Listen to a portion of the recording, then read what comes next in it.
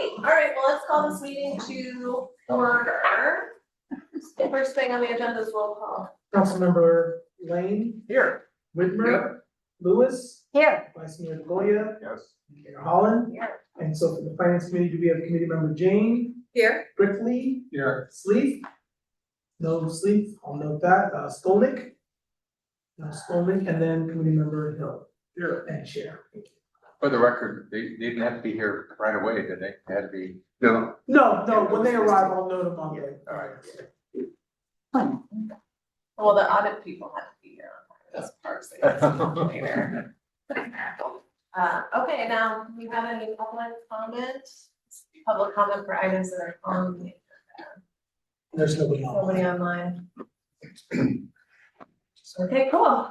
Let's take this off. So- Sure. All right. Thank you, Madam Mayor, members of the council and committee. This is the first of 5 meetings on the budget that we have for fiscal year 26-27.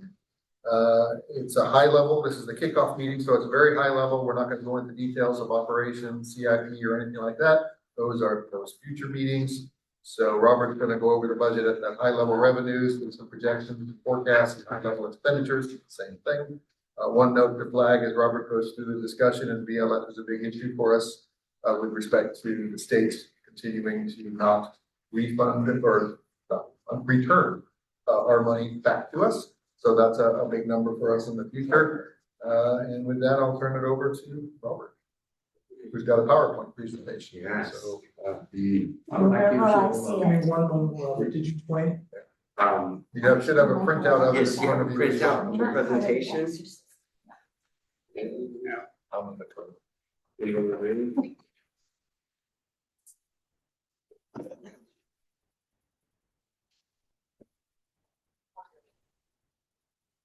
So, good evening, council, members of the public.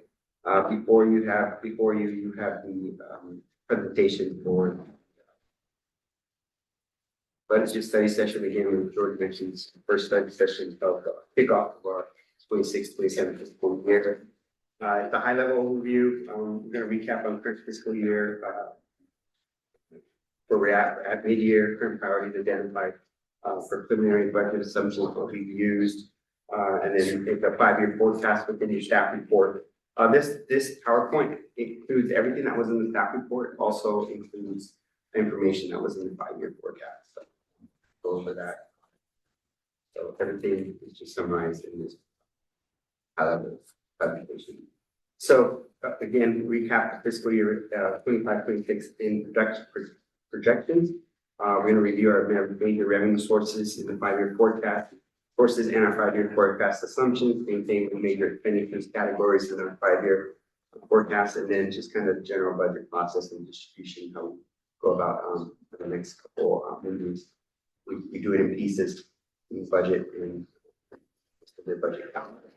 So just kind of want to reiterate at mid-year, this is our general fund revenues to expenditures. We had at 25-26 budget, we had projected 27.2 million to 22.46 in expenditures. And then we had transfers out of 6.4 million. That was give us a decrease in net fund balance of 1.6 million at mid-year. That's the fiscal year 25-26 estimate. We budgeted, we projecting our revenues to be about 500,000 higher to 27.7 million from 27.2 million. And our expenditures went up about 350,000 from 4 million to 22.7. And then our standard 6,416,000 transfers out. That includes 2 numbers. 861,000 is the COP lease that we pay for the construction we are revenue lease bonds to for capital purposes for this building. So 861,000 of that is that 6.4 million. The remaining 5.5 million is what we allocated to the CIP for capital projects. So our fiscal year 25-26 estimate decreased about 193,000 from 1.6 million to 1.4 million. When does the COP end? COP ends, great question, in 29/30. June of 25 last year was the 5-year call option. Council reiterated in the staff report decided not to do the call option. So by 29/30 is our last payment of 861,000. It will be completed with that COP. It was about 7.6 million that we borrowed, and it was at 2% interest. So doing the call option was a prudent decision not to do it. So we're making the payments, and we budgeted because it's an expenditure. We have to budget it every year. This debt service that we will in 29/30 will be our last. So it's 4 more years because we're halfway done with this fiscal year. We have a question. Yes. Yeah, when I was looking over the detail on some of your expenses and revenues. A couple things stuck out. You've done the normal 3% rise on the expenses, yet every 2 years we have an election. And so I thought that the council costs would go up in those years more than just the 3%. And then also, if you remember, we proposed and council agreed to the franchise fee replenishment. And I thought that in the revenue that would have been shown in the franchise section, although it's not a major number, but they should have gone up a little bit more than just the multiplier to have 3%. Correct. On the franchise fee, it's currently at 5% until we changed it, we amended it, but it's noted, we will update that in the next 5-year forecast. As far as the city council expenditure, correct. In the even years, we should have a higher expense, probably about 15 to 20,000. This year, we had budgeted 5,000, but because 25, 26, 25, we had the November election, so it was the special election. So in this coming up budget cycle, 26, 27, will include the true general cost election. But correct, we'll update that. The 5-year forecast is just kind of a high level and just kind of general assumptions, but you're right on that. We'll make sure on 26, 27, the city council budget will be trued up correctly. As a point of notice that sometimes we don't have to have that election expense. Yeah. And we have. And, you know, the last time in When you're doing a 5-year 2024. forecast, you should show it as if Right, you're yeah. anticipating, it, right? Correct. Yeah. Sometimes, yeah. They're very true. The assumptions are more kind of general, only because, right, we can get to the detail and say, okay, this will be less, and then instead of a general, like, oh, we increased the expenses by 2%, 3%, it's more like, okay, let's use 1.5%, this means 4% because of those things. But those get identified when we do the general fund, when we dive into just the general fund operations budget. Those get identified year over year. As we go through it. What's that? So you referenced the COP and our decision not to exercise last June. Mm-hmm. And we're paying 2.1% on the principal, right? And when we first made that decision, there were really 2 reasons. One was the interest rate was very low. And 2 was we weren't exactly sure what our principal situation would be coming off of the completion of the town center and having other obligations that we wanted to pursue, and we've done that. So my question is, what do we earn on that money we're not using to pay off the 2.1% loan? Well, we earn Roughly. probably about in LAIF about 5%. We earn about A 5%? little bit more than in LAIF. Well, it's higher, but before that, it was about 5%. I think this really was. It's down to in the low 3s now. Okay, so we're making more money than we would be spending by paying it off. That's essentially what I was looking for. Yeah, so, and what I meant, the LAIF is our local agency investment fund, correct? 3.8. 3.8. But last year, it was higher. Yes. And I was referencing historical, correct, but yes. So we're making our interest is higher, that we're making in our funds. And again, on the interest on that loan was 915,000. No, I'm well aware of that. It was That's 7.6. not what's relevant. What's relevant is Is what what we're we doing. pay versus what we earn. Cost of money, on the correct, line. correct.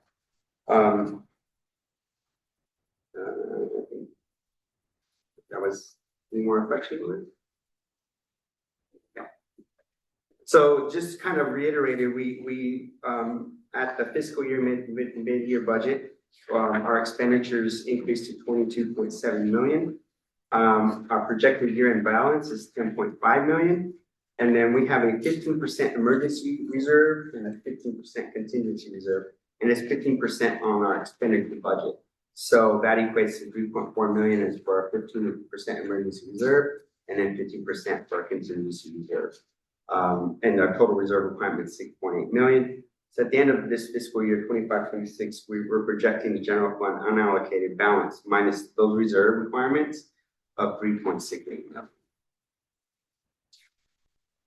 And then in the 5-year forecast, I just wanted to point out that the 5 major revenue sources to the town is our property taxes. 62% is of our general fund revenues, property taxes. About 10% is our building department revenues, our building permits. And then another 11% is ERAP, and that's the below the line where we budget the ERAP revenue fund. So if you take the ERAP and the property tax, and because ERAP is a property tax, we're reliant, 73% of our revenues is property tax driven. So again, the ERAP is something that we've always budgeted below the line in the last 10 plus years, because that has been always a discussion that eventually that will go away. And we're trying to see that not in the ERAP component, but more on the VLF side. And then just to piggyback what George had mentioned about the VLF, was just notified today by the county that our VLF for 25-26 is a shortfall of 788,000. So we add that to the 975,000, and so we're a shortfall of 1.6, 1.7 million. So Over the last 3 years. yes, over the last 3 fiscal years, correct. That's less than you thought about a month ago, right? About a month ago,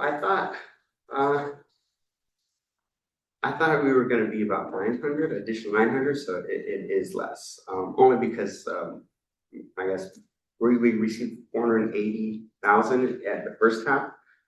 The county says we're going to receive about 625,000, so we're getting more money in the second half.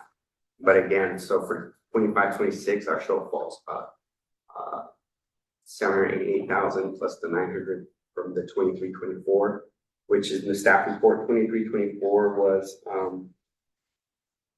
232,000, 24-25, 740,000. And then if you add our shortfall for 25-26, that's 788,000. So we're 1.76 in a shortfall for VLF. Yeah. So, you know, of course, every year we talk about the conservative estimates for ERAP, since it's tied to the property tax, I would go up from what you budgeted last year, at least by the 3.5% to 4%. As opposed to flatlining at 2.5, I think the better number personally would be maybe 2.8, 2.85, and then do a 3% increase on the out years. I know that it could possibly go away, but what's going away is VLF. Right. And so you're budgeting that appropriately. And so if they're taking VLF, they're not going to be taking ERAP right away. I don't foresee that for the next couple of years, but I realize it's always a risk. But we will get some advance notice, I would expect. We can then go make a budget adjustment. Correct. The 2.8 staff in the staff report, staff recommends, since we've been budgeting about 2.5 million. We're saying maybe add another 250,000, so that'd be 2.75 million, but 2.8 million. Yeah. You know, would be appropriate. The council suggests that we do that. Correct. It's been going up, and until The only way ERAF is gonna go away if the state changes the funding formula for school districts. When they do that, that means they're gonna have to pay more to taxes. So if there's only so many excess ERAF counties, I think they're already at that compression point. If they raise the funding formula, that means then they're gonna pay more. Yeah, I know. More than what they are. But But there's yeah, gonna be notification on that. correct. It's not gonna happen overnight. Mhm. Yeah, and we can do that, certainly do that, and then council, part of the budget policy every year, council takes whatever we budget or whatever we received 3 million this year in ERAF, and they say, okay, in the next budget, we're gonna take that 3 million and. Was it for X, Y, Z? Correct. Well, that's not the discussion for today. No, that'll be discussion in, when we discuss our general fund operations budget, but yeah, this is just a high level where we're at, but noted about every year maybe increasing that percent. We've been keeping it flat only because of the thought that what if it goes away? But good point. So then just after our general fund major revenue sources, then within the 5-year forecast, it just this shows what the total revenues make up of those three components. And we can see from 25-26, we're at 23.6 million, and in the 5-year forecast at 26.4 million for these revenues. Property tax projected at 4% the first year, and then each year 4, 5, 4.5, and then 5 and 5.5. Now here's what was mentioned in the staff report was as we do these forecasts, these obviously can be changed, they can be updated. Council can decide to say, okay, maybe 5 is too high. 5.5 is too high. In the staff report, we kind of reiterated that HDL says between 4.5 to 5% would be good to budget. But in the purpose of this forecast, it ranges from 4% all the way up to 5.5% in the forecast. Building fees are at their static 3% for the next 3 years in the forecast, and then the last 2 years at 2%. ERAF, as Councilmember mentioned, is right now set at 2.5 all across the board, and that could be something that we do in the projections in out years is change that amount each year. It's just been static 2.5 throughout the last couple of years. Yeah, on the estimates on property tax and building fees, is there any, it may be early to do this, but is there any build-in in terms of the estimated number of SB9s, the estimated number of 1123s, and the estimated number of the 79s in any of our projections? Or are we going to wait and see how that happens to the property? For example, you know, if the SB 1123 became an effect, does that change the overall revenue or make it lower because they're smaller homes, or what? It could do both. I mean, it could probably be maybe the same effect because you have multiple homes that are smaller, but we can certainly I don't think we need to do anything now, but calculate that. I think it'll be something that'll change the way that the forecasting works if that were to be in play. There's no projections in there now for SB 79 because that legislation is technically still a little bit in flux. But we can certainly build something in for 1123s or SB 9s. I think those are a little more easy to predict. Yeah. I'm not encouraging it at all. I just want to say that, you know, that it may affect our budget up or down based on what the fees would be. Good point. Sorry. Yes. So, two things. I would support the staff recommendation to change the RAP projection from 2.5 to 2.75 million. I think that's a good change.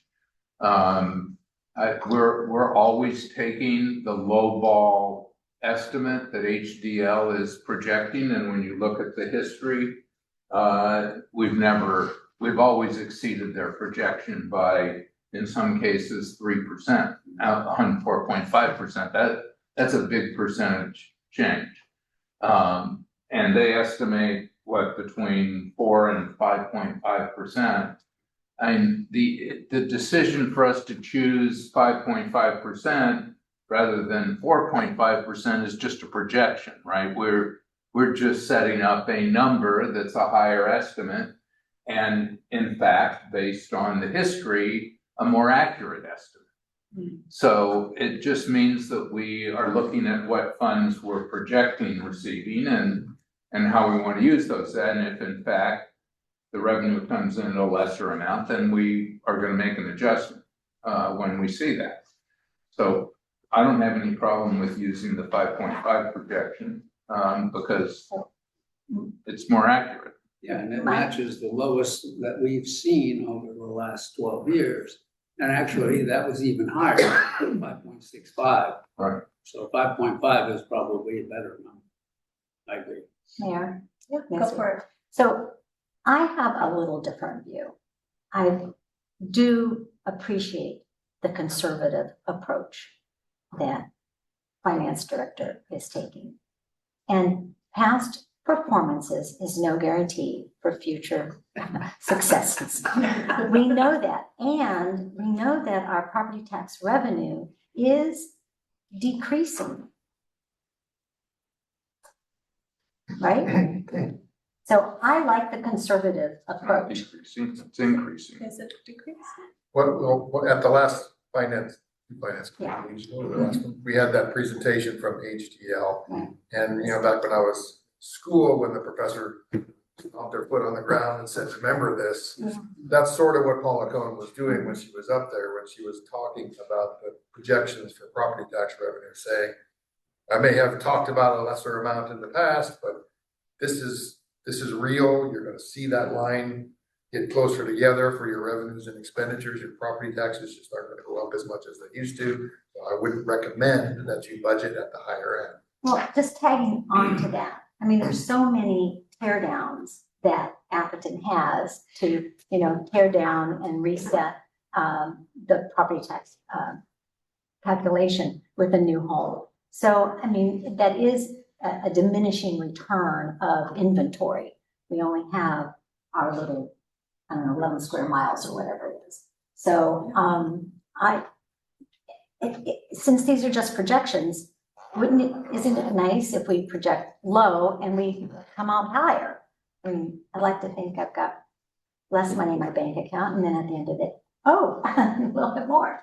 So I don't know. That's just my personal opinion. You guys, get to overrule me for that, but I don't know that we need to make these adjustments right now. HDL every year has said the same thing. Now, maybe this year is the year that it's true, but they have given her some recommendation to go with the lower This is the first time I've number. really heard her be very, firm about it. Well, I've read the Last. reports as they've come through, okay? I And listened to her presentations. And I've, I believe that to do a realistic plan for all the capital things that we do have planned, which we have a substantial amount of, drainage and things like that. I think going higher than what's been recommended is prudent. You don't want to go 5.5 or whatever. If the council doesn't want to go 5.5, then go 5%. But I don't think 3.5% is the right number. I just don't.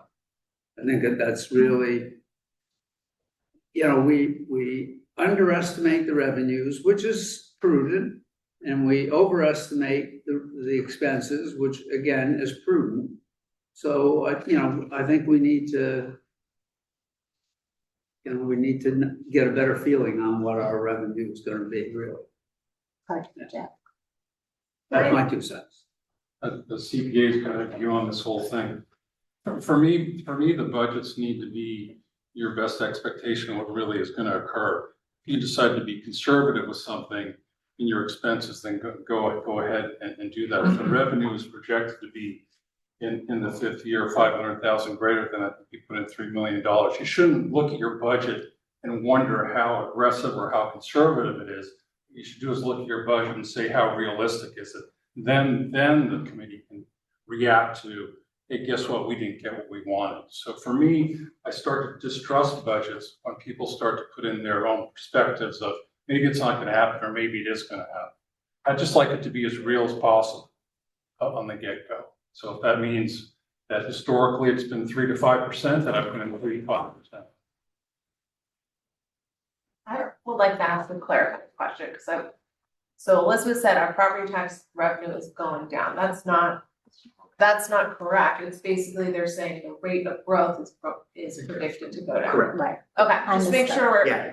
all super clear on that. thank you. Yeah, it's like, wait, Yeah. wait, I missed one meeting and then all of a sudden we're losing monies. The rate of growth went down from 6.5% to 6.48%. Well, But that's. again, If you look at the houses that are on the It's- market, they're in the it's 40 and 50 0.2% million dollar range. it's a slowdown. I mean, look, if you look at my graph in 2012-13, it was the highest, 9.03%. 2012 was the highest In COVID year, It went down. 6.10%. after 2012. You know, we've 22 and 23, 8.79. 23, 24, 8.15. Yeah. 5 point, it's a full, what was being recommended was a full point less.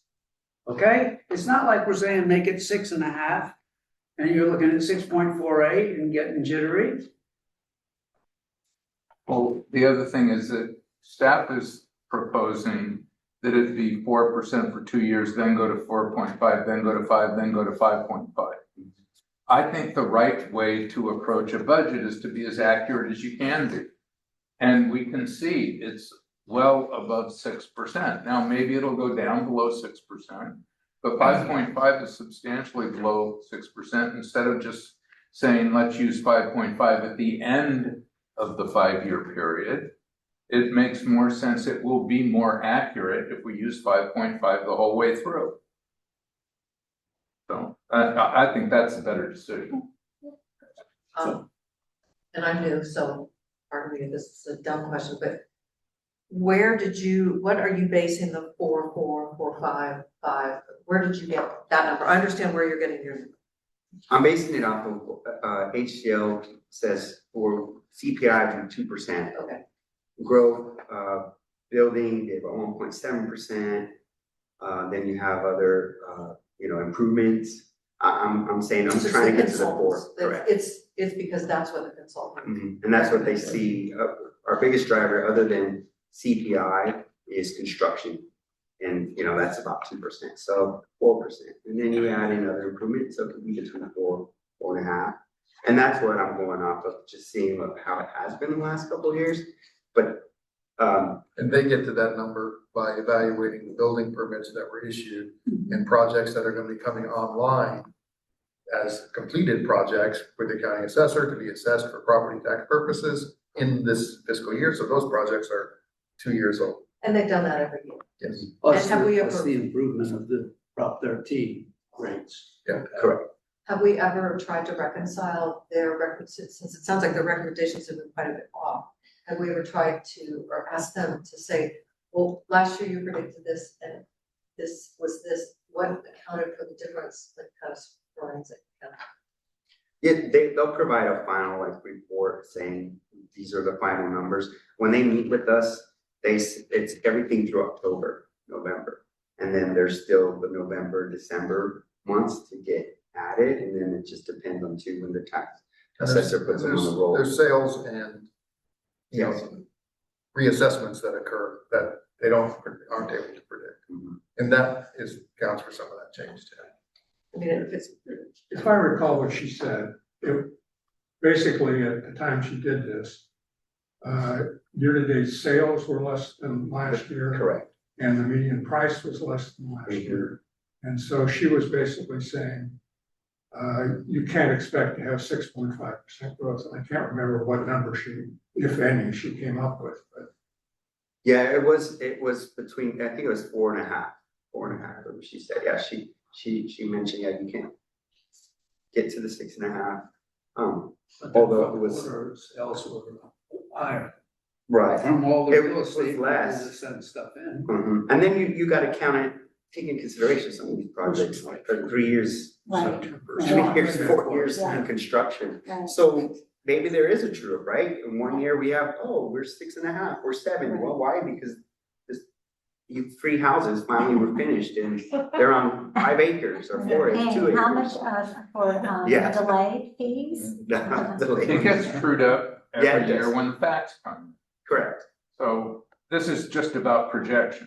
correct. It is. And the issue is, do you want to try to project to be accurate, or do you want to continue to we've had this discussion every year. every year. The- And it's just, either we're gonna try to be accurate or we're gonna recognize that there's sandbagging in this budget. And we'll treat it that way. And I can deal with either one. I mean, we've dealt with it this way for many, many years. You can see the projection's been in the 4.5% range every single year. And you can see what the real numbers are. They're different. So I think the harm is if we base it on what we think the real is gonna be, and inflate it, right, instead of being conservative, then we're gonna It's not think that. inflated and it's. But then when it happens that we don't meet that number, So we get to, so first of all, this is a projection, so Mhm. the accuracy is the dartboard out there that we get or not. And then we look at our budget regularly, I mean, at half year for sure. So we run a risk, I think, if you raise it, we run a risk of a half year risk of adjustment. And for me, the 5-year budget is very often wrong, all right? So, but I'm concerned about year 1 and year 2 being as close to accurate as possible. So my thinking would be, we could go ahead with a higher number or somewhat higher number, I don't know what it is. But the idea, then we, rigorously look at it in the 1 year, 2 year timeframe, make sure that our projection of increase was accurate, and we start echo testing it in the early years, because that's what the 5-year plan's about. The first 2 years, you get a lot of chance to adjust it. I'd like to make one, this is kind of my final, sorry, but, last year was almost 6.5. The suggestion was 5.5 instead of 4. I don't think, we're not dropping, or raising up 2 points. There's still a whole point of what we're talking about. And, and we do look at it periodically, every 6 months. You'll get your input coming in, when the state starts sending things in. I think that, or the county does. So I just feel that, just like with the ERAF, let's not go too low. Leave a little bit of cushion, just so we have a better view on what we can actually spend this year.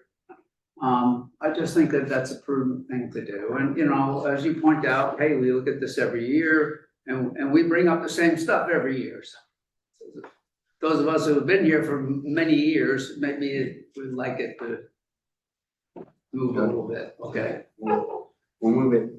What's the average over the last, 5 years, average increase? I You've mean, got the numbers right there on page 14 of the I was back. asking about what we projected Okay. in the past, Oh, or actuals.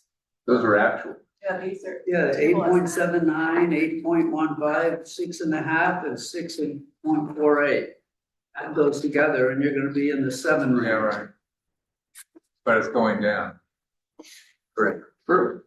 So the town is in the enviable position of having nearly $2 million of revenues over our expenditure budget.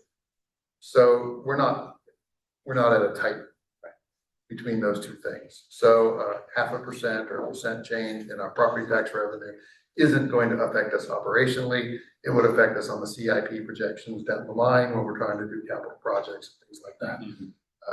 If it ever gets to be that close between operational revenues and expenditures, then this conversation becomes a lot more important. So the risk would be you might tend to underspend or approve less capital in the future. Right. Is that what you're telling me? The floor to me looks like 6.1% when you look at 2021, after the shutdown and everything, we're still coming in at over 6%. So that to me looks like that would be like the bottom of everything. So 5.5 doesn't sound like it's totally unreasonable, and probably 5 is a little bit more conservatively accurate than 5.5, but I don't care. It was 5.5. Yeah. You're suggesting 5.5 is, and that's what Rick suggested. I wholeheartedly agree with. I'm just gonna let the finance people have strong opinions about this one more than me. I would agree. Okay, Five cool. point five, I can go along with that though. All right. Okay. Right. Okay. Just because Eric said it. Well, would somebody write stuff down for me then? But Eric's right, the lowest it's ever been in the last 20 years is 5.68. The average over the last 5 years is 7.12. Yeah. And if it half year, it comes in that it's actually not at 5.5, then we can make an adjustment. We will Yeah. have to make Up an back up to adjustment. 6. No, this is all funny money until it comes in. It's still projected. Well, also the first half, we're not blowing through the budget for the year in the first half. It's just more planning out our We're still CIP spending stuff, money. It is. which is always Yes. been a little slower than projected to when we're cutting those checks anyway, so. Yeah, but it's just putting money, we're moving Yeah. money, right? And that's where you go back and you see on this general, the unallocated balance, that gets smaller. Mhm. So, yeah, we have negative 1.4 million net increase revenue over expenditure, but that eats into that unallocated balance. So that's where it gets adjusted. Yeah. What we can allocate to our capital projects.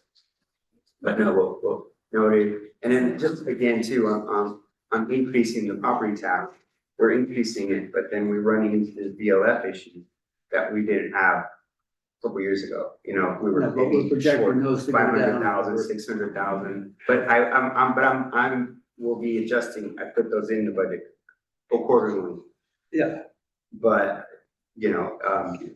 we'll be going on, this is 3 years shortfall. And we could be going on the 4th year, so, knowing the history of it. Yep, sure. We'll keep going.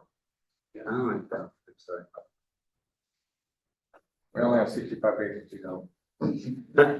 So the biggest of the revenues is the property taxes, and I think we tackled that. The next page is just the projections of our other revenues. In the 5 year, they're conservative between 1% and 2% based off of the actual revenues. Planning revenues is from 2 to 3% in the starting on the 3rd year out. And so 5 million, between 5 million and 5.4 million comes from other revenues, and this is our other revenues: self-tax, franchise fees, business license, planning revenue, department, public works revenue, which is all the encroachment permits, is the majority of that. Park revenue, we just received, gonna start a new park event manager, so hopefully after this year, we can see some improvement in that. And then the other revenue includes miscellaneous revenue like interest, PD revenue and intergovernment revenue, are in this other revenue component. So again, majority of our revenue is our property tax and building fees. Things to, Quick question. yes, sir. Just a real quick one. So when you look back on these individual categories, do you look at percent of accuracy over time? All right, and so where are we?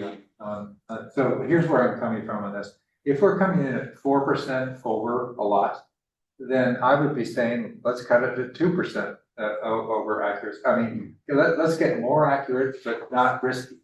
That's all I'm saying is that rather than, it's very comfortable to underestimate. And you feel at the end of the year, well, I got the money in the bank, but it's not good planning from a planning perspective.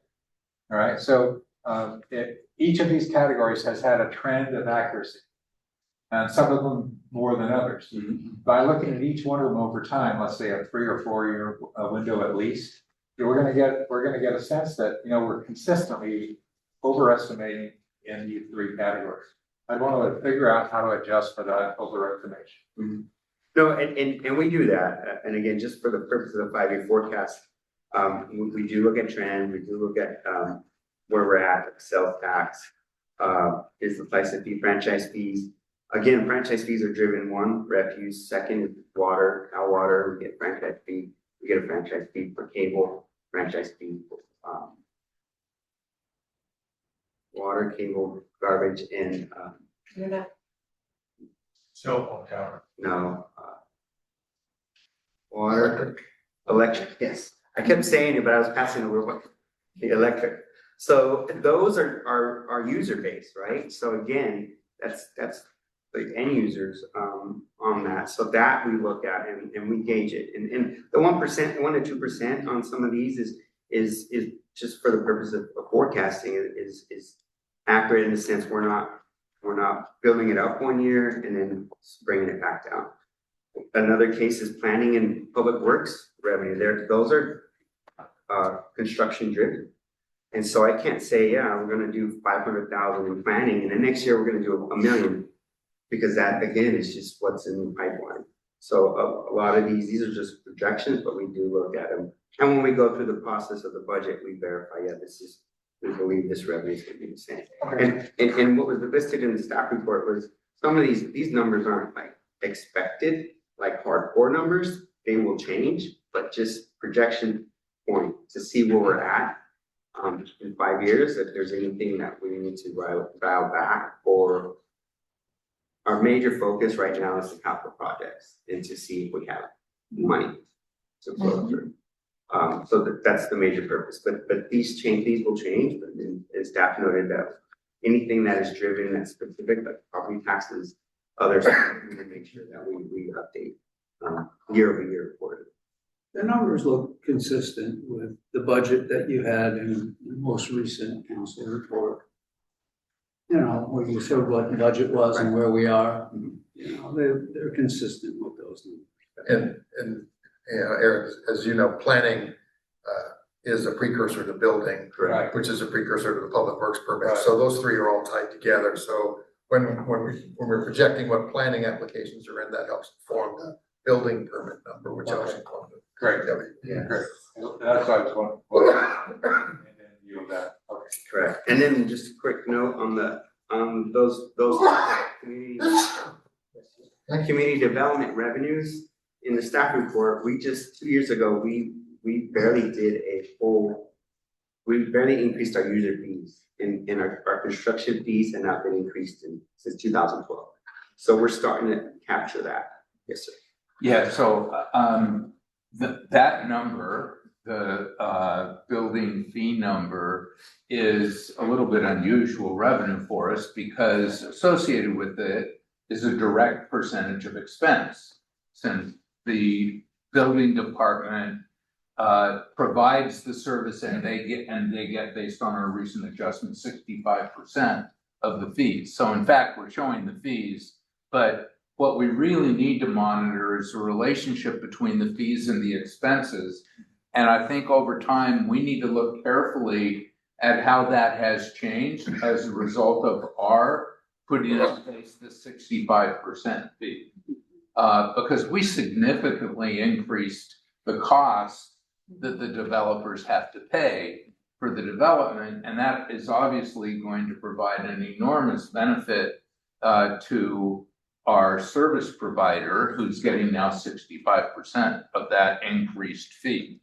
And I don't have a problem with that. I'm just saying that number, that revenue number, is quite a bit different than the tax number, which is 100% revenue, because it's only really 35% of that number is after cost revenue. But you have to keep in mind that some of the fees are not paid because we waived the permit fees on. A few. Yeah, okay, so so that means they get zero, so they need to make it up somehow. That's why we went to 65%. Yeah, I right. totally understand that. I'm just saying we need to monitor it over time to see Yeah, right. how it flows and how reasonable it is. If I can interject a clarifying question, so based on what you just talked about, are we looking at net numbers or gross numbers? I'm They're looking at gross. numbers that are numbers, which they're consistent. They're with the gross That are numbers. shown. So to In your take budget out, report. so it's kind of giving us a little false sense of security since they're gross numbers and because the net comes out where all of the expenses. True, but Robert's also showing the expenses, and I'm just pointing out we just need to be cognizant of that relationship. Okay. But even if our revenue is down, they're only getting 65%. So it fluctuates, right? So if we're doing 2 million with the building, they're getting 65% of that. If we're only doing 1 million, but we do capture that on the expenditure side. If the revenue is this much, okay, we know 65% for this contract services is going to. And they pay for all of the employee costs. They pay for all the costs. So we get 35% of, the fee, which is Correct. pretty darn good. It is, but then we don't also. have to, but we're housing them. They're not paying for their, Correct. Bottom line, We house facilities. them, and then some of Just our need to staff closely also monitor it, that's all. works okay, within the building department. right. Yeah, so let's closely monitor it as we move forward. Maybe we get a interim report on a quarterly basis as opposed to every, semi-annual, if you feel that that's pertinent. But I don't think that, the changes we've made, and personally, my participation in budget setting for a number of years here, I don't think that we put the town in jeopardy. Okay, should we move on? Yes. And then just some highlights real quick. The major issues to watch, we just talked about the property tax, the VLF shortfall, continue to be issues in future years. ERAF, staff recommended adjusted to 2.75 million, and we will. The franchise fee reduction to 5%, it will gradually return to 10%, but right now it's at that 5% until we change. That's for North. Correct, for the franchise fee for refuse, yes, sorry about that. I wasn't, should have put refuse in there. But it's the franchise fee for refuse. And then to the extent possible, we use grant funds to continue to augment our capital projects. There are several grant funds out that we receive, but they augment capital projects, not operations. And then this is just a snapshot of our department budget expenditures in relation to what the percentages. So obviously 51% is PD of our expenditure budget, and then the next largest is our public works at 17%. And then buildings at 9%, administration 6%, finance 4%, planning 4%, and the department's 9%. So just wanted to show those again. Really cool graph. Thank you. There's a heavyweight at the table. Yes, yes. We just have to One. show. Maybe this one. I Yeah, know. yeah. Priceless. Yeah. I don't know. What are they gonna do? It's like the number of shares you own. Yeah. And then real quick on the major components of our operational costs, just wanted to point out that we have professional service contracts that we currently have. One we just talked about, building contract and services. Also, we have IT services is contracted out. MCE is our public works streets crew. That's our contracted out. Custodial services for beautiful buildings and facilities. Landscaping services also to take care of the campus and then also the park. Planning services, the contract, legal services, and then another big expense is maintaining these facilities. The high priced equipment. Me and my counterpart Robert always discuss it, and he always lets me know, oh, this is what's going on. But these are our major costs right now, other than our labor, which brings me to the next component in your PowerPoint. Labor costs for the purpose of the forecast, they were at 3.5% forecasted each the next 2 years, and then 4%, 3%. Pension costs, it's at for local miscellaneous for next year is 12.72%. That decreased by like 3.03%, 0.02%. And local safety is at 29.38%. That went up 0.03%. And then operational expenses, again, it's just the purpose of forecasting how it's at 4.5% first 2 years and then 3% the next 3.5 and then 3% through the forecast. The UAL for next year is about 2 million, and the component breakdown is 683,000 for miscellaneous and public safety 1.36 million. As you all recall, back in 2022, we submitted the 5 million ADP to CalPERS, and we did a reduced cost for us in doing so. And so this is just a recap of how that outlook looks. So 356,000 we saved in 22-23, followed by 422,000 in 23-24, 149,000 in 24-25, and then 68,000 this year. And it's 1.6 million, that's the change, in the savings for the 5 million ADP. Also, it takes into account part of the 3 million ADP, but not fully, because the 3 million ADP won't show up until our next actuarial report.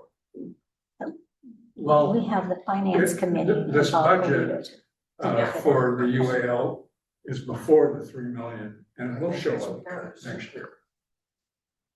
For the UAL, the 3 million UAL, this is kind of the 5 million payment. This shows the savings in the 5 million ADP payment plus, but also when we made the payment for the 3 million ADP, our 25-26 UAL was reduced, just the UAL component, but not the future. I don't think, okay, Yeah, the future one is. this number you're projecting for 26-27 is gonna be lower because the 3 million, the reduction of the layer of $3 million isn't reflected in that. This is just for the 5 billion. Correct. No, the 3 million. The 3 million is a portion of the 25-26 or 25-6. So the 25-26 UAL was 1.8 million without the ADP, the 3 million ADP. We made a 3 million ADP, it went down from 1.8 million to 1.5 million. Because our UAL reduced just for 25-26 UAL. But for the purposes of the future actuarial reports, those will be updated in the 25, June 30, 25 reports. Yeah, but I'm pretty sure, Robert, that this 2 million is gonna get reduced by the effect of, we have a layer of $3 million that's going away. Correct. So our payment in this coming fiscal year will be less by whatever that amount is. 26-27, Yeah, if 26-27 won't, because those 26-27 report, it will. Because it's not a new layer that's getting added on that has a delayed effect. It's just reducing a layer that had a payment due in 26-27. yeah, the 26-27 will be updated. Yeah, it'll be updated when we get the next report, but it's, Yes, exactly. we can, It will be I updated can next report. forecast pretty much exactly what it's gonna, how But much it- it's gonna reduce this 2 million. It's in there, it's the last page, the last bullet point, it's 5.4 million of that 3 million. Yeah, but I'm just talking about the UAL payment for next year. Which you say is 2,048,000. That's actually is gonna be less than that. Because when the new report comes out, it says what you have to pay next year. It's gonna wipe off a $3 million layer. It will, but it'll wipe it off in And 26-27 year. That's what he's saying. I don't think so. I Yeah, think I'm it'll saying- wipe it off. I mean, in 27-28 year, not in 26-27, because 26 and 27, our 26 and 27, it was written, I wrote it in the staff report. Our 26 and 27 was given to us in the report we received in August. Yeah. That's the first year is what you're gonna pay. And that's what's built in, that's this 2 million. Okay, So 27-28 will have the new valuation, the new reports. Yeah, George and I looked at that. So and that's why it reduced what we pay in 25-26 because we paid off a layer. So we got that savings in the 25, this current fiscal year, we got the savings of 300,000. But it wasn't built in, the 3 million wasn't factored into last year's CalPERS reports because we didn't pay it in April, we paid it in June. So 26-27 fiscal year that we're budgeting for, that was already given to us in August. So 26-27 said, this is what your UAL is gonna be 2 million. And then they do is 2 years. 26, 27 is an actual, 27, 28 is a projection. So in 27, 28, this 3 million, which is on the June 30th, 25 reports that we get, 27, 28 will be trued up. 27, 28 will decrease. Because right now, 27, 28 in your staff report is 2.134. That's probably gonna be 1.8 million. Cause that 1.426 in public safety is gonna go down to 1.1. Could you ask Julian? Just to confirm that. Yeah, I'll confirm it, but the 26, 27, we received that in August. That's what we're getting. That's what we're paying because it didn't make the actual report. The 3 million didn't make it. We got the savings in 25, 26 because we paid off the layer, but it doesn't get updated into the actual report. Just remember, it takes 2 years. It takes 2 years to get reflected. So 27, 28, which right now we're showing 2.13 million. When we get our actual report in June 30, 25, it will not be 2.13 million. It'll be 1.9, 1.8 million. Or whatever on the, they showed us what we paid off. Yeah, it'll be less. And that's why I made it I put a caveat in the staff report is that 3 million is not captured in our actual reports because it happened after the fact. But we did get the savings for our UAL for 25, 26. So it's gonna capture it, but 26, 27 is they gave us that number. That number was created before this 3 million ADP was I know, calculated. you don't think it's gonna change? For 26, 27, this is what we're gonna pay. 27, 28 though is gonna change. Okay. I have some questions. Can I ask my question before? Okay. I followed most of that, first of all, very impressive for me. I'm wondering if, one thing that caught my attention that you said was that because we made this payment in June, we missed whatever.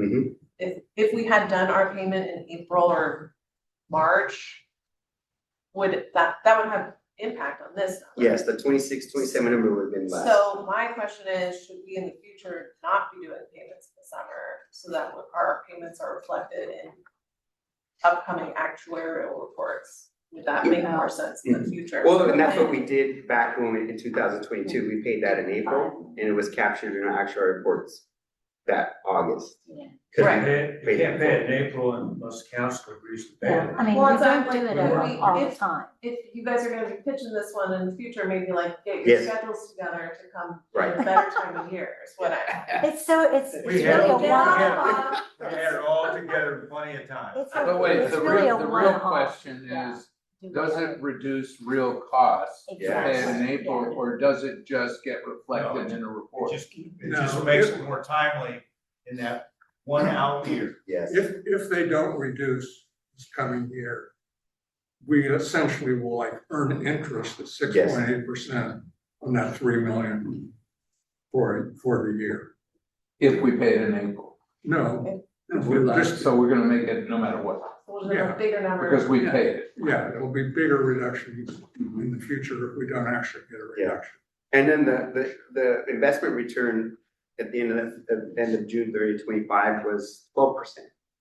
So we're gonna earn 12%. That's pretty good. That's very good.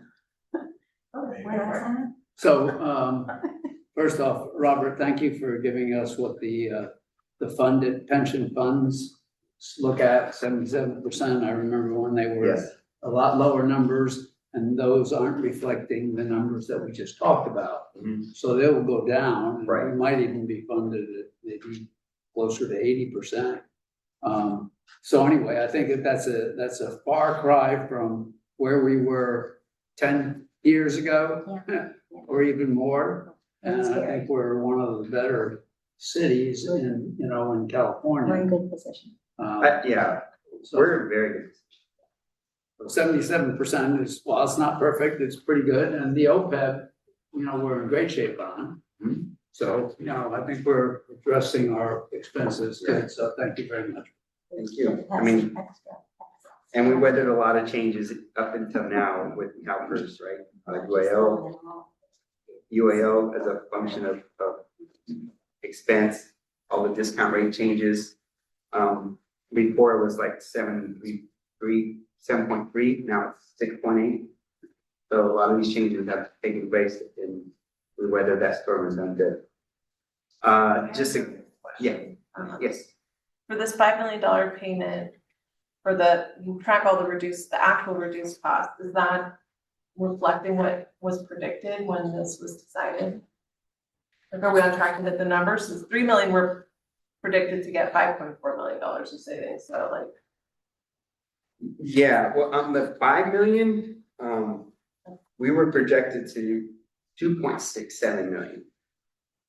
But then we invested the market timing. I didn't want to read The the market timing. So in that year, it was a negative 6.1%. The first time they had a negative in.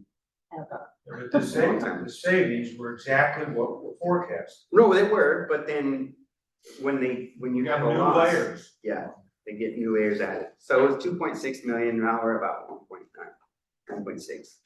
But then we're gonna have the savings of the 3 million and the discount rate is now 6.8%. Basically, So, we're refinancing the CalPERS mortgage every year. yeah, I understand what we're doing, I'm just wondering, like, is it good investment based on what was predicted, is the.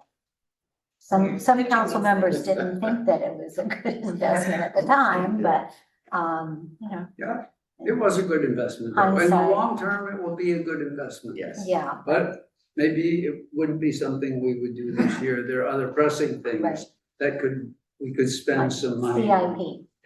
Like, yeah, Okay. We could Like- manage more things, so. Yeah, It was a good investment, let's face it. yeah, Yeah, we're a lot better shape. It was than a anybody recommendation else. from the finance committee that was an excellent recommendation. well, And we and the followed 3 it. million too. yeah, it's reduced our expenses and in over the long term, just like this is a long-term liability, a long-term over it, it's reducing our expenses. Yeah, definitely. Let's talk about pension forever, I love it so much. Right, pension of the brain. So this is just an update to what's in your staff report. Again, the 3 million ADP will be updated in the June 30th, 25 actual report. And these numbers will change from 27, 28 forward, the numbers will be changed, will be different because that 3 million ADP will be actually recorded in the actual report. Going to the reserve balances, again, we have the 15% emergency reserve of actual general fund expenditures, operating reserves 15%. Anything remaining is the unallocated fund balance. That's not reserved or committed or specifically assigned. That's that unallocated fund balance that I showed you, about 3.6 million. That's the amount that we say through the council, okay, of this amount, allocate $1 million or 2 million to CIP. And so that's that unallocated balance after our reserve requirements of 30%. The 5-year planning financial spreadsheet will be updated in the next reiteration of our budget. And again, we'll go through that and that'll help us set up for our CIP for allocations of our CIP. In the 5-year forecast though, I did whatever was in last year's out year planning was inputted in here. So next year, or this fiscal year, we had said we were gonna do 2.265, the CIP this year. So, Doesn't sound like. yeah, I mean, spend it this year, well. We're gonna For us allocate. to discuss. the way- But we'll bring it back, but that's factored into the 5-year CIP. The last reiteration of our out-year planning tool. And this is just the summary of our forecast, summary of how our net to fund balance is. So 25-26, that's discussed at the very beginning, or at a negative 1.43 million. Again, this is just the net revenue or expenditures flow through to our overall fund balance. So 26-27, we have a positive 1.1 million. 27-28, we're at almost zero, but we're at a negative 133,000. Then 28-29, we're at a 2 million positive net to fund balance, and then back in 29-30, we're at 1.6 million decrease in fund balance, net the fund balance. And then the 30-31, there's a negative 2.1 million, but George brought that up, our COP, that 861,000 is not in there, so we're about 1 point. And the revenue increases we talked about are not in there. Right, correct. All those things are in there. But I, in 31, that 861,000 will be gone. So these are just projections, not actual expenditures, you know, annual requirements will be different as we go through each budget process every year. And So then, in 30-31, you're adding in the 800 because you took it out. And Correct. It's really It'll- 1.3 something, yes, ma'am, right? Negative, it'll be 1.3 negative. got it. We're making money, just Yeah. by elimination. I like to pay it off, you know, I think that's a good thing to do. But that would be done soon enough. And then this is just how our unallocated balance from the fund projections as. So we have an unallocated 3.68 million in 25-26. And you can see each year how it fluctuates. 28-29, we'll have 5.9 million, almost 6 million unavailable fund balance. And then back in 29-30, we go back all the way down to our lowest fund balance, 1.7 million. Again, these are just estimate allocations. Capital projects, it's a rolling balance, unallocated fund balance, so it's just a flow through year over year. It's really 2.5 because of that 806. Correct. Yeah, sorry, yeah, 2.6. 2.5 instead of 1.7. Yeah. It's still our lowest unallocated fund balance, but it's at the end of the 5 year, and we'll have those changes with the property taxes and all. Again, this is just our calendar, our operations budgets, April 1st study session, followed by the capital improvement budget, May 6th, and then our June 3rd, we kind of bring everything back together for a final review, and then June 17th, budget adoption. That is it. Is there any questions? Yeah, I'm gonna say something, then we can do more public comment, but for that May 6th meeting, our capital improvement meeting, can we please move Parks and Rec to another day? So that we do not get kicked out of this room and have to have that. Say that then. May 6th, budget meeting, Park and Rec to another day? yes, in May. Or a later start. So that we always, this is my 4th time doing it, we always run out of time, and it's a really important meeting, talking about how we're spending our big dollars, and we shouldn't be rushing to leave because another meeting, Why not start this meeting an hour earlier? whatever we need to do, That's a good I'm just idea. saying, I- let's Rather just than not. I'm impact happy. everyone on Park and Rec. Yeah, have you don't finance. want to inconvenience them. I just have a lot of notice that they could come at a different time, whatever, just if you could check with everyone to make. I'm willing to We'll be start this meeting inconvenienced earlier. for the sake of the town and start earlier. Let's Really? make a compromise, we'll start a half hour earlier and they'll And start. then half I'm an just gonna hour? wait outside, like, peering through the window, like, please let us in, so that's fine. Remember And then, Bob has I just something. have one question. All this money that goes into the CIP, it's allocated, takes time to spend it. Are we keep a running balance of how much is sitting there? We're talking millions Yeah, sitting there, yes, and because it's a huge operating cushion if we ever need it. It's a big cushion. but don't tell Robert that, he's been working hard on getting these projects going. You're He's gonna say, gonna you're have to gonna take the hire money more away? staff. And your pension costs go up. We will have a ballpark number, yeah, there's about Yes, 9 yes, you million, do. but it's been accounted for. I wish I I had. understand that. Don't scare Robert. All right, But that's all I have, if there's any other questions? nope, okay. Sorry that it went this long, I wasn't expecting. Oh, you didn't want to Okay, do well, some Should have questions. Item number expected 2. such a question, all right. I'm Give the chief acting 20 like the minutes. mayor. Okay, Next. next item on the agenda is the chief gets to talk to us about. Hello, Oh, as usual, thank you for the opportunity to present to you. As a good friend and leadership mentor told me a long time ago, as a good leader, you need to know what you don't know. And the best way to find out what I don't know is to do the audits and inspections that we do, and almost since I've been here, for 9 years. So you have our, the commander wanted me to comment to you that he prepared the beautiful binders that are before you. Oh, is They this did, mine? excellent work. Where is he? Did I have one? Yes, it's in your box. Yeah, it's in your box. It duplicates it in the chat. Do you like it? Oh, it's in my box. No, that's fine. I just do it electronically. And Easier. rather than going through all the audits, and unlike Robert, I don't have a 300-page PowerPoint. Yeah, 300 pages. All the audits, With I our mean, stick they're every like year that I do. Right? very Um, detailed. But I wanted to highlight, two of the important, one of course is the automated license plate reader, which has been so much focus locally, regionally, and nationally. And then also the second highlight is our Racial Identity Profiling Act audit.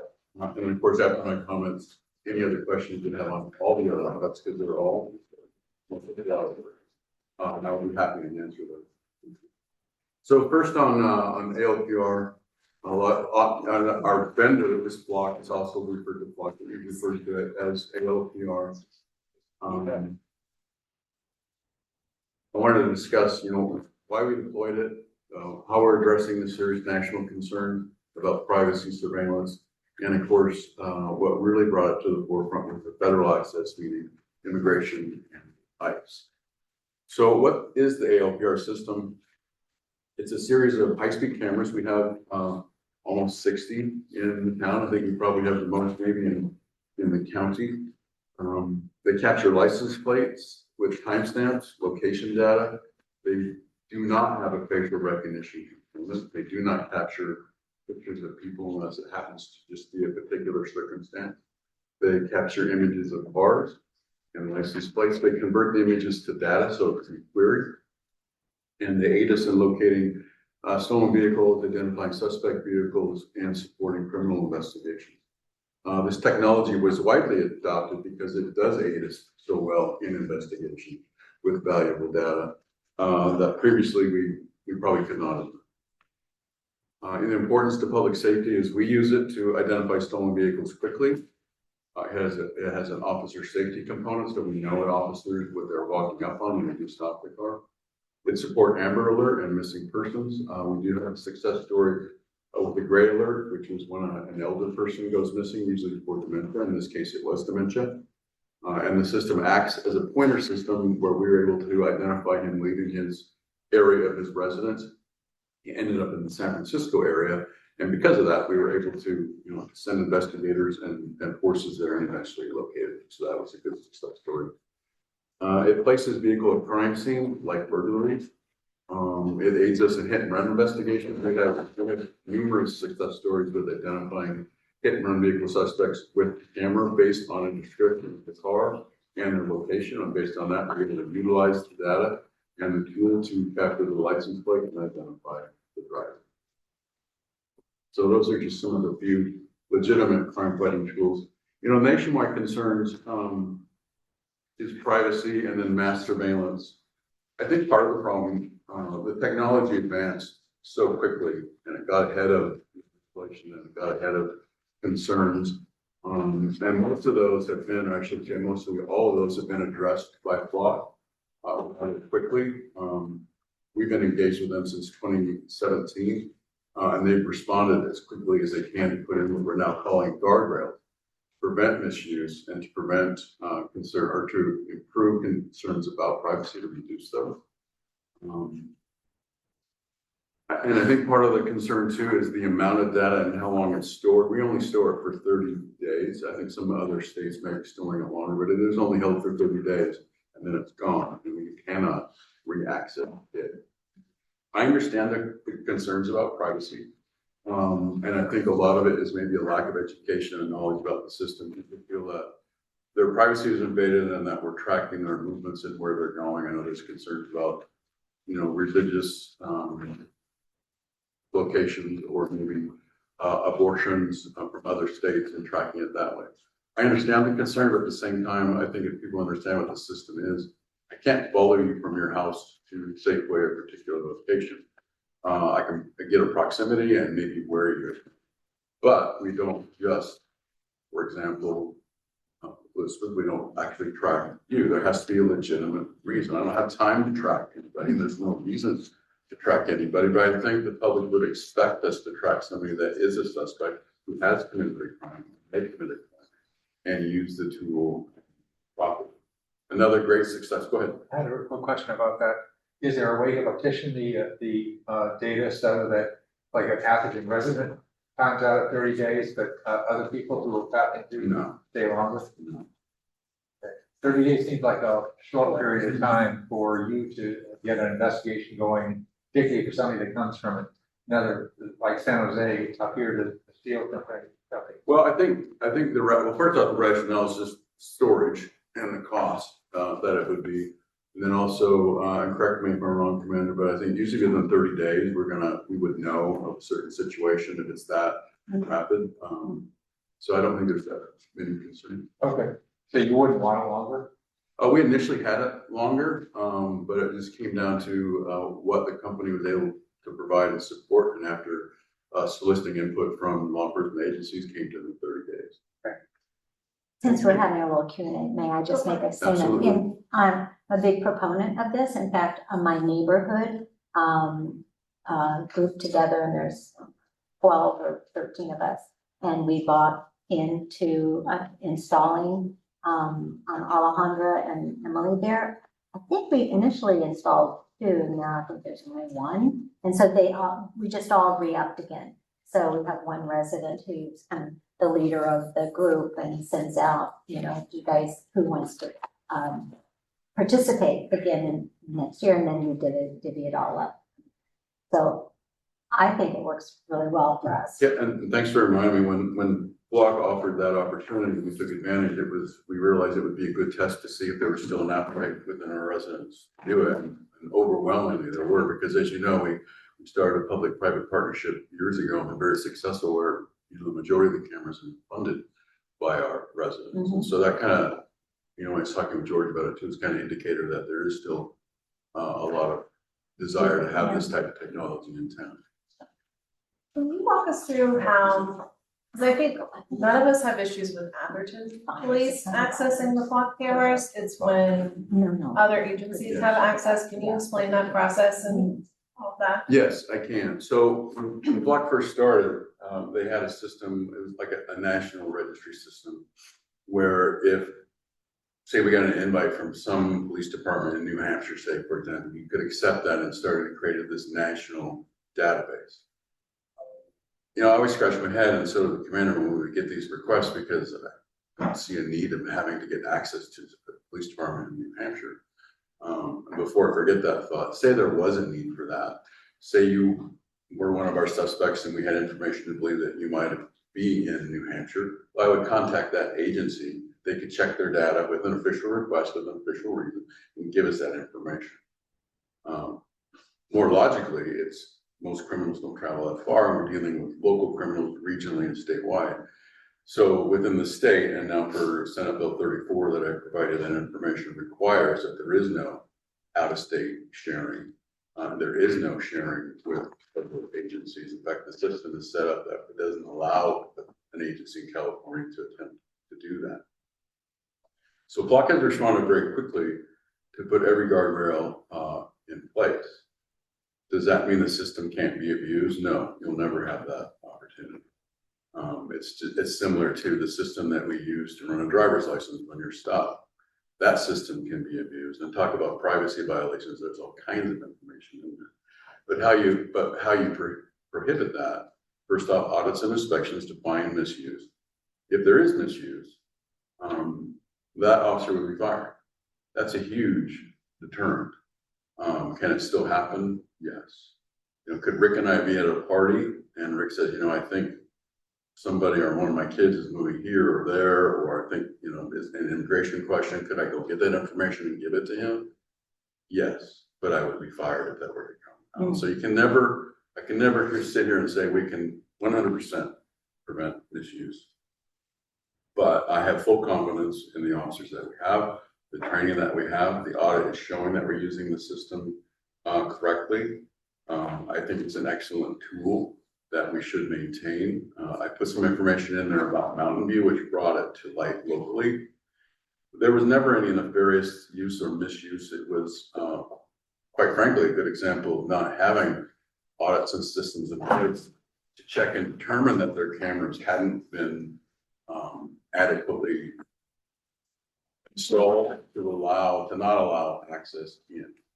Also too, when someone says, you know, they're accessing your data, they aren't, I guess an example would use, they aren't looking for specific applicant license plates. They're dealing with a license plate.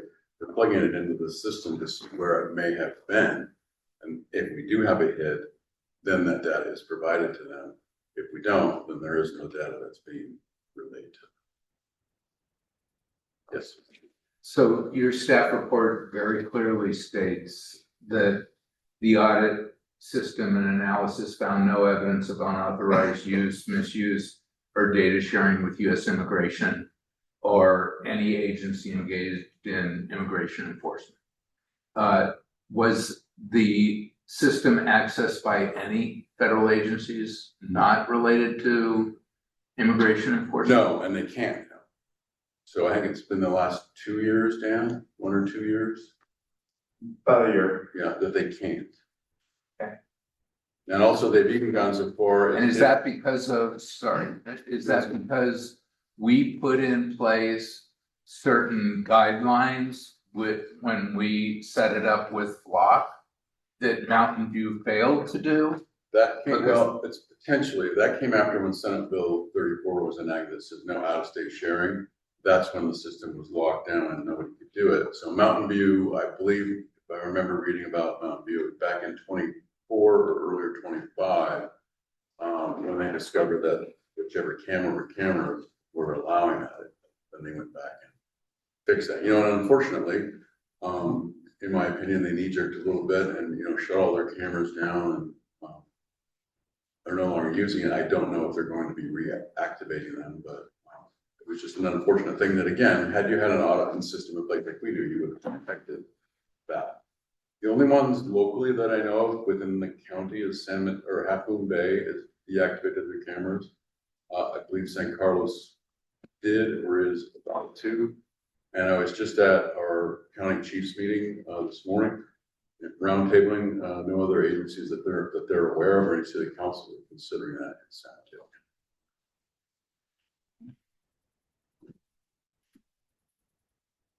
Anything else? There said there were 6 requests for data, and then there were 6 were granted, but those were all like in-state agencies or something. What was that referring to then? I have to see the audit, 6 requests. It stated here that there were 6 requests for the data from the system, and then in the circle what was granted. Oh, I think those were PRA requests, Public Records Act, yes. people are trying to get data. Yeah, that's a public records request. Okay. And then just to take our integrity one step further is we have another activity to do our audit, Redwood City and Menlo Park, and we're now returning the favor. Just one more step so we have someone else, Cool. Then I'll move on to the other audit I wanted to highlight, which is another example of why we need to have the audits. So back in 2015, it's called the Racial Identity Profiling Act. We commonly refer to it as RIPA. And so what RIPA requires us to do when we make a traffic stop or a contact is to enter, based on the officer's opinion, the racial data compared to that person based on their experience and their interaction with them. And that requires it to be done each and every time, no exception. And our e-ticket machines make it almost foolproof for the officer to do it. As soon as I was to say, I stop you, Mayor, might be very probable to say I stop you. As soon as the traffic stop is done, the drop down menu's there and we enter in the data, you know, white, female, or whatever. And the Department of Justice, they use that data to ensure, and they do study, that agencies aren't racially profiling, which I'm confident that we are not. But it only works if the officer is entering the data. So unfortunately, from this audit and some past audits have revealed the same. We have several officers that are not entering the data as they should for every contact that they make. So how we deal with that, based on the situation, it'll be counseling, it'll be reprimands, or it could be determination. So this latest round of 4 or 5 officers, they'll receive a written reprimand. The department will receive a very pointed reminder from myself about the importance of doing that.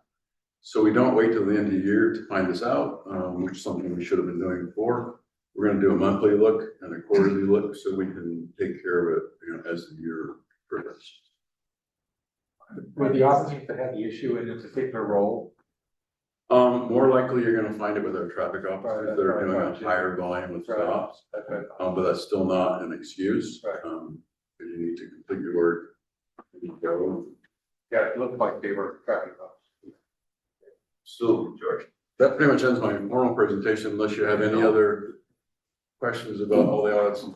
Yes, sir? Yeah, well, I've got two, but on the RIPA, you've highlighted people who were mostly compliant, and there were a lot of people that were wildly not compliant. Was there any reason certain ones were highlighted?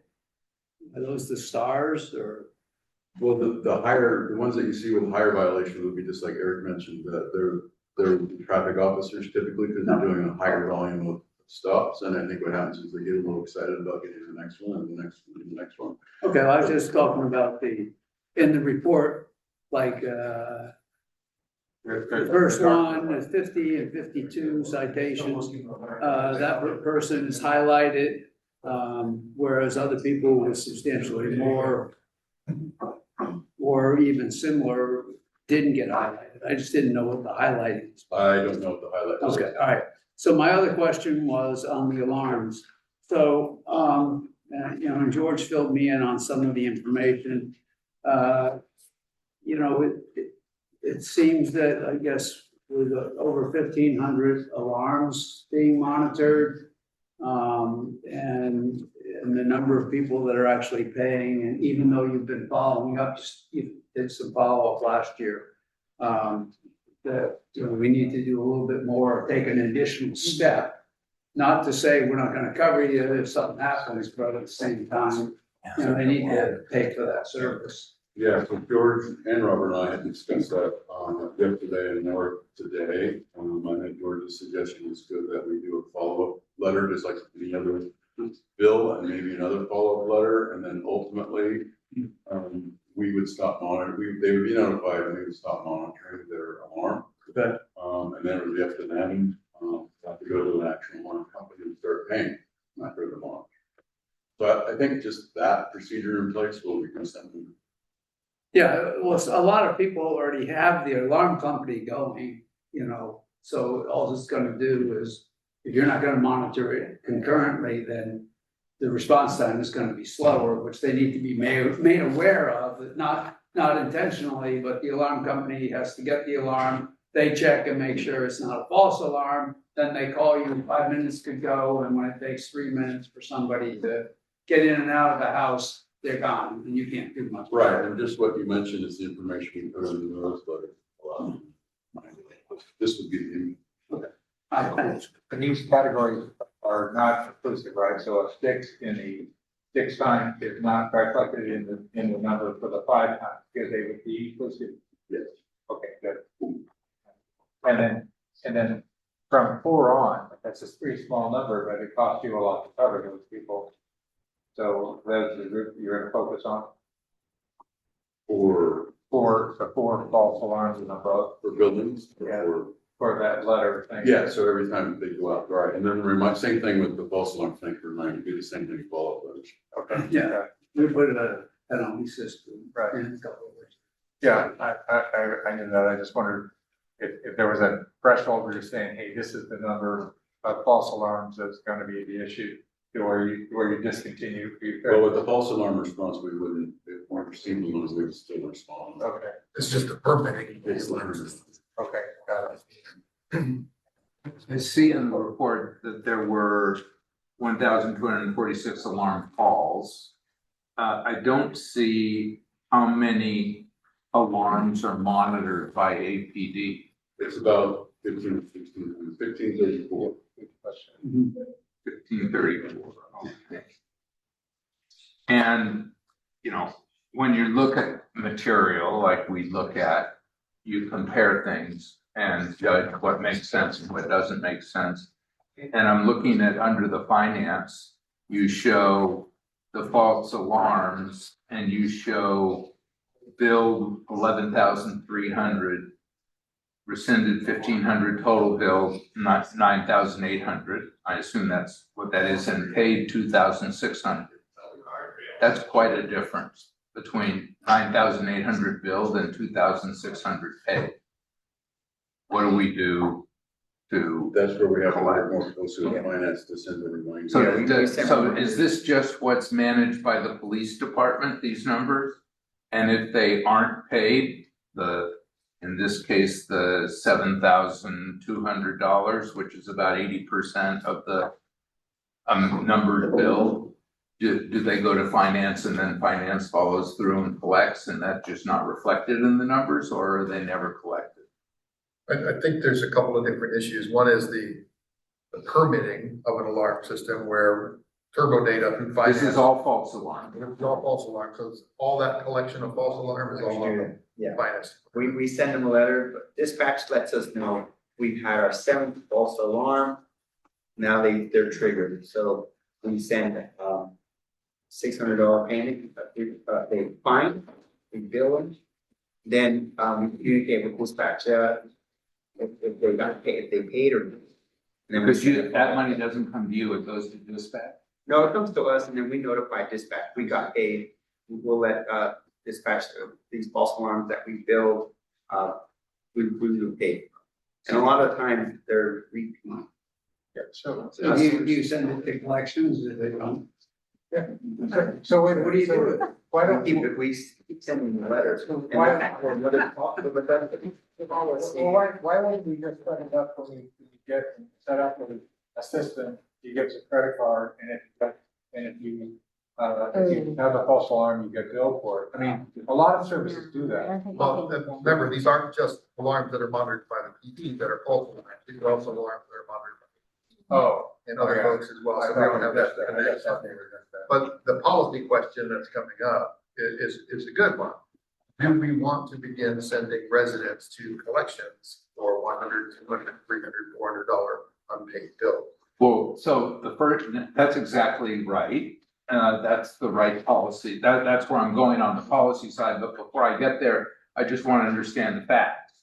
Because what's stated in the staff report under the alarm, under finance false alarms 2025 is that there was a net of $9,800 billed and only $2,600 paid. And so the first question is that the police department's conclusion that's separate from finance, or is that the total picture? I believe that's That's a picture. So that's the total picture, which is saying we're only collecting some 20% of that amount. So then It's probably because they only get one little bill, and a lot of times. well, I don't know, Robert says they're sending more than one letter. Well, Yeah, yeah, bottom line is they should have to pay it, or, We go I knock mean, on their either door. that or don't charge, and this is what came up in the beginning That's of the the policy discussion. issue. Is that if we're gonna charge and people aren't gonna pay, then you're penalizing the people who are paying, so don't, either don't charge. Or get paid. Or collect. Or make these guys pay, or send it to collections. And then historically, as you remember, the reason we did all this work back in the day was because 99% of these alarms are false. It takes 2 or 3 police officers to go take care of this alarm. That's almost always probably not real. And it was designed to be a deterrent. I don't know if I can say we made a lot of traction. I think we've made some. Yeah, but the policy issue is 100%, I believe, either go to collection or stop charging. And I mean, I'm just looking at your numbers. And in the number that is those that have 6 and more false alarms, there's $3,000 billed and 0 collected. So if we don't collect the messages, don't pay these bills.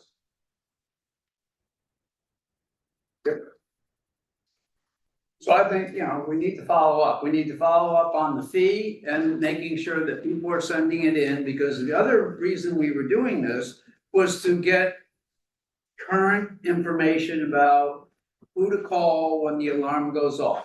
Because a lot of times it was a maid that opened and you didn't know, and so no one answered the phone, so you went out, sent people out where you didn't have to. And then, and then the other thing is, how many times is there a false alarm? Because the police go out and they'll counsel the people on, hey, this is how you set the alarm, this is how you fix it. Please have your alarm company come out and do an audit. And we want them to do those type of things so we can cut down on the false alarms, because, the chief presented to us a number of years ago how much money we're wasting and how much time the police department is being allocated for these false alarms. And so, but, we need to just get it, either charge them. Well, I think that we need to follow up, because it was all good reasons why we were doing this. We just have to collect. It's not fun to send residents to collection, but the reality is when people get a collection notice, they almost always pay. With the permitting of the alarm system, I don't think we need to send it to collections, because we can just stop monitoring their alarm system. Well, we could, But we're still that's gonna the allow- second issue, that's a relevant issue, because just your data shows alarm permits, 121 new permits, fine, and 571 renewed permits. 571 is about 20% of the 25, or no, it's some limited percentage of the 1,500 to 1,600 permits. It's about a third. So if 2/3 of the people are ignoring your annual letter, then either we should stop monitoring them, which I know APD doesn't want to do. But then what you're doing is you're causing those people that are legitimate and responsible to subsidize all those people that aren't paying. And that doesn't seem Well, right. the other thing too about not responding or not monitoring. But when you get a call from the alarm company that says the alarm's going off, we're still sending people out. And we don't know whether it's a false alarm or not, and it may very well be, because they get the alarm and they call APD, so APD then responds, so. I don't think it's worth our effort, I guess, is what we're going with, to send a $50 renewal permit to collections. I would not. I think we would just send them a final letter that says, hey, you haven't paid your renewal notice, we're gonna stop monitoring your alarm, you're gonna have to go with ADT for $150 or $200 a month. Right. That'll get their attention and they may end up renewing their permit. Right. But for false alarms. If we follow through and Yes. cut them off, Correct. that makes sense. False alarms, though, I think that's a different question. I mean, for the homes that have 6+ false alarms, it's $3,000, that's 5 houses? Am I doing the One math? house, It's one house? same house. So, It's more than 6 or more. right, so it's one house. Just like, can we just send code enforcement to go bang on their doors? What, That's what I said. or I don't wanna put someone in the Well, position to you be a want- I physical will tell you collector, it's when- just one resident. In that feels- situation, an officer responds, say a resident is home or property manager or something, so we say, hey, you're gonna get another bill, but what's going on? And, Yeah. it's always usually human error, as you can imagine, it's in the morning when they're leaving, and it's in the evening when they're coming home, it's the same thing. And you guys have And I'm spoken not to saying that them? we don't respond to these, I'm saying that most agencies, most law enforcement agents will not respond, especially in big cities to false alarm. Just because of 90% false alarm, I don't think I'm gonna miss the current century. But here in this town, I think it's those higher percentage. Maybe we need to bring it up at council meetings. Well, the other thing too, maybe we need to highlight our communication around it specifically, and say the city council is gonna be looking at a change in cost, because there are some people that aren't paying the bills along with it. So there are two things: first of all, let people know we're coming. Second of all, let everybody knows what the policy is again, and then concentrate on the 4 and above, because the 4 and above is the smallest number that we can really isolate. So. But I think for me, 4 and above is really critical to fix. And then we can come up with a plan B on the rest of them. Well, I guess the issue is particularly for people that don't pay their bills. if we don't wanna go to collection, I'm okay, but then we should cut them off, shouldn't we? I mean, why should we have some people just not pay their bills and continuing to get the service? Again, these are alarm calls. Right. Some of which rare, but Very rare. might be real alarm calls, so we don't not want to respond to the alarm call. No, but that's their problem. If you ask me, we've got one person who's gotten, I don't know how many, 5 or 6. maybe 11 Maybe we alarms. should go knock on their door You and talk can to go them. knock on their door, but I don't wanna spend money to go knock on their door. They either pay the bill or they get cut off, or you send them to collection. I don't care. I just think we should have a policy discussion I agree. of what's the fair thing. I agree. So, It just seems like a small handful of people. and so just to try and like speed us up towards the end, we can't make policy decisions about this right now, because that's not on the agenda, You so. can give some direction. You can give direction. Okay, Let's come up with a strategy. We should fix it. just trying to. Again, we're really just talking about false alarms, and if it's a town monitored alarm and they're not paying their false alarm bills to the town, then we can send them a letter saying, hey, we're not gonna monitor your alarm anymore. You've got too many false alarms. You need to pay your bill, you need to get it fixed. We can do that. It's the ones that are ADT and the others, or ADP, that we have a different challenge with. We can't deny responding if we get a notice from ADP. Right. But We can send those to collection. Yeah, Yeah, and just a note, not that we do that here, we are not required to respond to this. Right. That there's no legal requirement that we respond to this alarm, even if it's a duress, panic alarm, of course, we take that serious, but we do respond to all. I really like when you respond to my Well, alarms. is there a way to charge ADP our penalty, and then they have to, they have an account with the house? yeah, And it's so we're not a party to that contract. Right, so we were to say if it's an ADP call, and they say, and we find it's false alarm, we charge ADP, and then they charge their client because they already have an open account. It's the residence alarm system. I know, right, well, but it's monitored by somebody else, right? Yeah. Right, well, so who monitors it? They're the ones that are calling in the false alarm, right?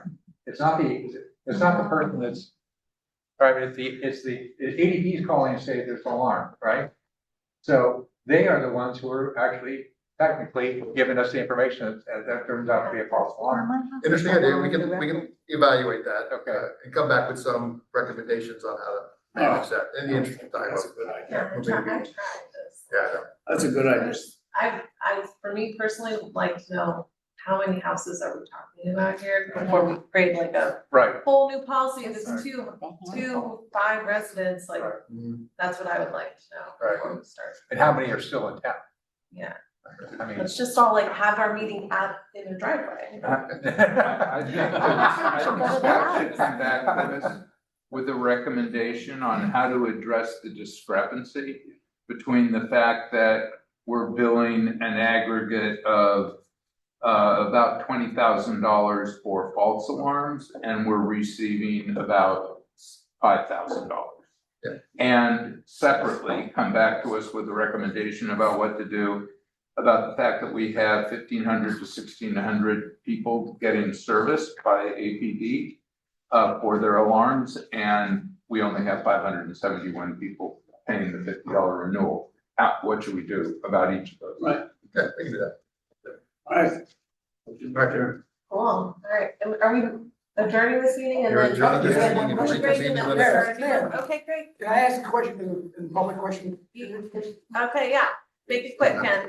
I'm holding to before the, so let me get the alarm numbers right. We have 2,500 homes, and we have 1,500 are being monitored by the police. Is that correct? I mean, you get Sorry, I didn't hear what's question. There are 2,500 homes, 2,100. okay, Keep going. and we have 1,500 alarm. That we monitor. Of those, how many are coming in on landline? That, I don't know, but we're currently working on a solution where it can come via IP. internet. I think all of them currently come in on landlines. I think we only support landlines right now. Landlines are still. So right now, there's no one on the last time. So Andrew, when that line thing might be solved? We've been working on it for months, so we can. Thank you. Okay, all right, now we're adjourned, and then the next one starts at 6.